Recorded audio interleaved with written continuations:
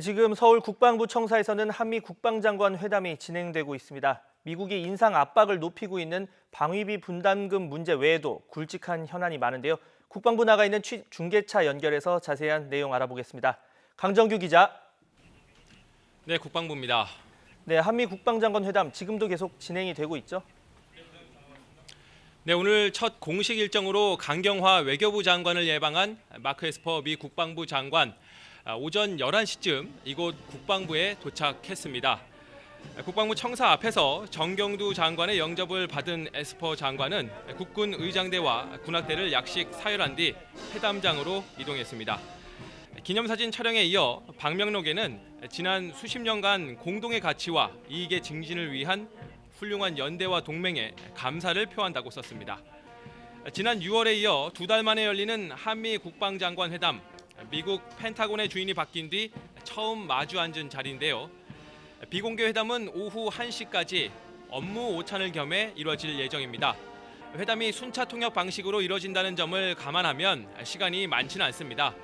에스퍼 장관은 오후엔 청와대를 예방해 정의용 국가안보실장과 문재인 대통령을 만나고 오산 공군기지로 넘어가 한미 장병들을 격려한 뒤 귀국길에 오를 예정입니다. 자, 말씀하신 대로 중요한 첫 만남인데 오늘 회담 의제 어떤 것들이 있습니까? 네, 국방부는 한미 양측이 한반도 주변 정세와 한미 동맹의 주요 현안에 대해 두루 논의할 것이다 이렇게 설명하긴 했는데 구체적인 의제를 낱낱이 공개하진 않았습니다. 다만 양측은 오늘 후반기 연합연습의 명칭과 구체적인 일정을 확정할 예정입니다.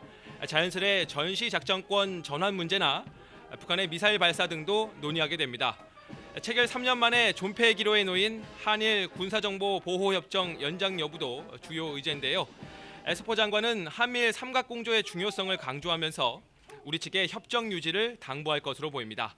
앞서 일본 방위상과의 회담에서 나온 호르무즈 해협 파병 요구도 공식화될 가능성이 높습니다.